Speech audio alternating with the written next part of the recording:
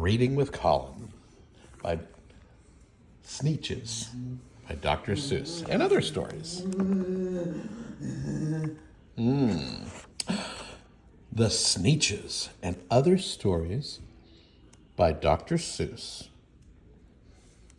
the Random House, New York publisher. The Sneetches. Now, the star-bellied Sneetches had bellies with snars, and the plain-belly Sneetches had none upon theirs.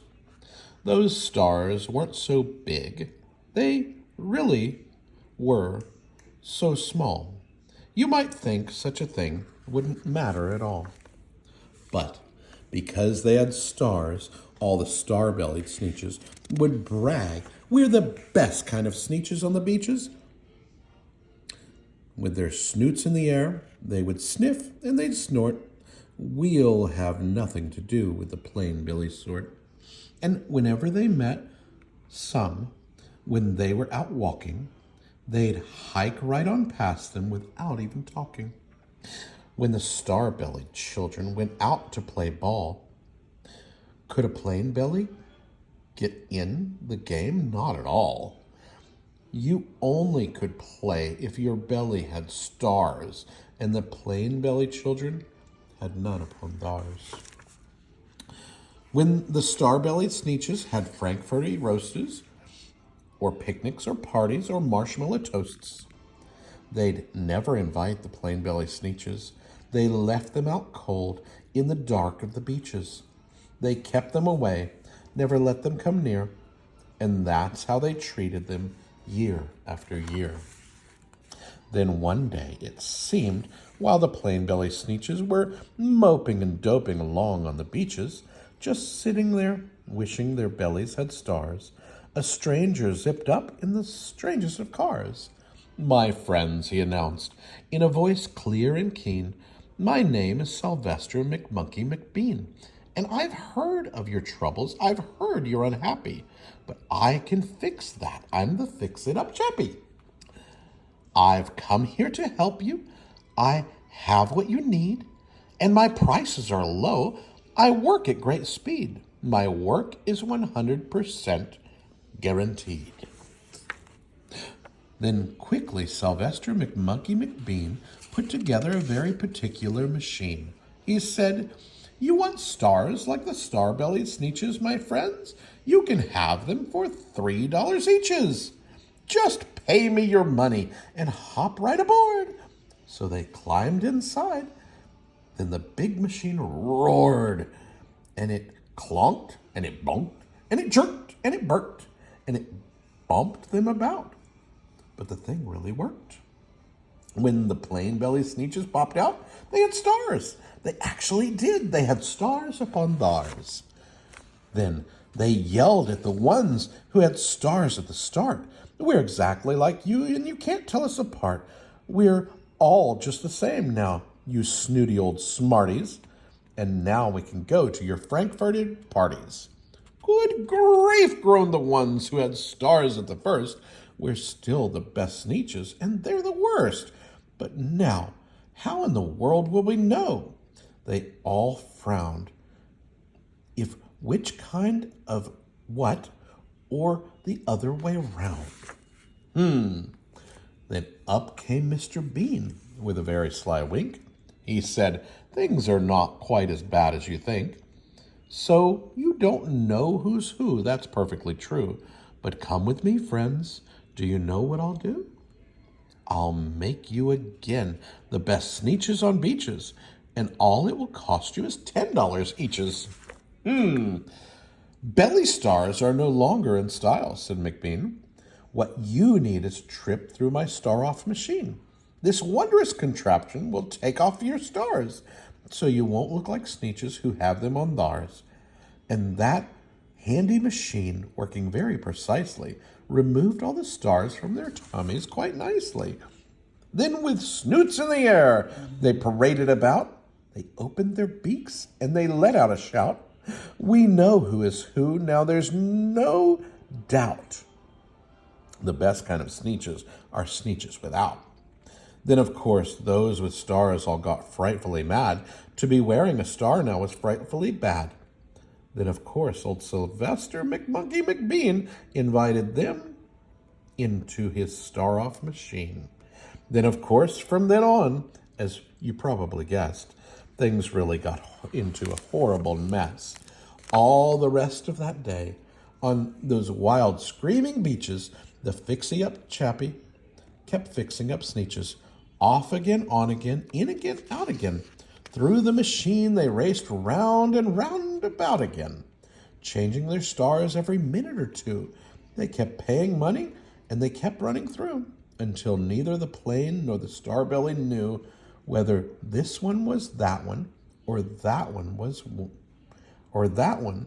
this one, or which one was what one, or what one was who. Then, when every last cent of their money was spent, the fixie-up chappie, he packed up and went. He laughed as he drove in his car up the beach. They never will learn. No, you can't teach a Sneetch. But McBean was quite wrong, I'm quite happy to say, that the Sneetches got really quite smart on that day. The day they decided that Sneetches are Sneetches, and no kind of Sneetch is the best on the beaches. That day all the Sneetches forgot about stars and whether they had one or not upon theirs. The Zacks. One day, making tracks in the prairie of Zacks, came a north-going Zacks and a south-going Zacks. Well, it happened that both of them came to a place where they bumped. There they stood, foot to foot and face to face. Look here now, you north-going Zacks say. I say, you're blocking my path. You are right in my way. I am a north-going Zacks, and I always go north. Get out of my way. Now, and let me go forth. Who's in the way? Snapped the south-going Zacks. I always go south, making south-going tracks. So you're in my way. I ask you to move, and let me go south in my south-going groove. Then the north-going Zack puffed his chest up with pride. I never, he said, taking a step to one side. I'll prove to you that I won't change my ways if I have to keep standing here for 59 days. And I'll prove to you, yelled the south-going Zacks, that I can stand here in the prairie of Prax for 59 years. For I live by a rule that I learned as a boy back in south-going school. Never budge, that's my rule, never budge in the least. Not an inch to the west, not an inch to the east. I stay here, not budging. I can and I will, if it makes you and me and the whole world stand still. Well, of course, the world didn't stand still, and the world grew. In a couple of years, the new highways came through, and they built it right over those stubborn Zacks and left them there standing unbudged in their tracks. Too many Daves. Did I ever tell you that Miss McCabe had 23 sons and she named them all Dave? Well, she did. And that wasn't a smart thing to do. You see, when she wasn't once one and calls out, "Yoo-hoo, come into the house, Dave," she doesn't get one. All 23 Daves of hers come on the run. Now, this makes things quite difficult at the McCaves, as you can imagine, with so many Daves. And often she wishes that when they were born, she had named one of them Boken Van Horn, one of them Hoos Foos, and one of them Snim, one of them Hot Shot, and one of them Sunny Jim, one of them Shadrach, and one of them Blinky, and one of them Snuffy, and one of them Stinky, another one Put Put, another one Moonface, another one Maven O'Gravel Balloonface, and one of them Ziggy, and one of them Sogmuff, and one Buffalo Bill, and one Buffalo Buff, and one of them Sneepy, and one of them Weepy Wee, and one Paris Garters, and one Harris Tweed, one of them Sir Michael Carmichael Zut, and one of them Olive Bolivar Butt,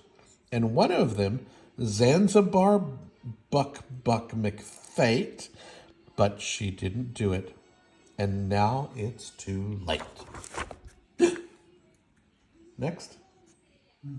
What was I scared of? Well, I was walking in the night, and I saw nothing scary, for I have never been afraid of anything, not very. Then I was deep within the woods, when suddenly I spied them. I saw a pair of pale green pants, with nothing inside them. I was scared, but yet I stopped. What could those pair of pants be there for? What could a pair of pants at night be standing in the air for? And then they moved. Those empty pants. They kind of started jumping. And then my heart, I must admit, it kind of started thumping. So I got out. I got out fast as I could go, sir. I wasn't scared, but the pants like that, I do not care for. No, sir. Well, after that, a week went by. Then one dark night in Greenwich, I had to do an errand there and fetch some Greenwich spinach. Well, I had fetched the spinach, and I was starting back through town when those pants raced round the corner, and they almost knocked me down. I lost my Greenwich spinach, but I didn't even care. I ran for home, believe me. I had really had a scare. Now, bicycles were never made for pale green pants to ride them, especially spooky pale green pants with nobody inside them. And the next night I was finished fishing for double trout on the Rover River. When those pants came rowing towards me, well, I started to shiver. And by now I was so frightened that I'll tell you, but I hate to. I screamed and rode away and lost my hook, line, and bait, too. I ran and found a brickle bush. I hid myself away. I got brickles in my breeches, but I stayed there anyway. I stayed all night. The next night, too. I'd been there still, no doubt, but I had to do an errand, so the next night I went out. I had to do an errand. I had to pick a peck of sneeds. And in the dark and gloomy sneed field that was almost 9 miles wide, I said, I do not fear those pants with nobody inside. I said and I said and said those words. I said them, but I lied. Then I reached inside a sneed bush, and the next thing that I knew, I felt my hands touch someone, and I bet that you know who. And there I was, caught in the sneed. And in that dreadful place, those spooky empty pants and I were standing face to face. I yelled for help. I screamed. I shrieked. I howled. I yelled. I cried, oh, save me from these pale green pants with nobody inside them. But then the strangest thing happened. Why, those pants began to cry. Those pants began to tremble. They were just as scared as I. I never heard such whimpering. I began to see that I was just as scared and strange to them as they were strange to me. I put my arm around their waist. I sat right down beside them. I calmed them down, poor empty pants with nobody inside them. And now we mate quite often, those empty pants and I, and we never shake or tremble. We both just smile and say hi. The end.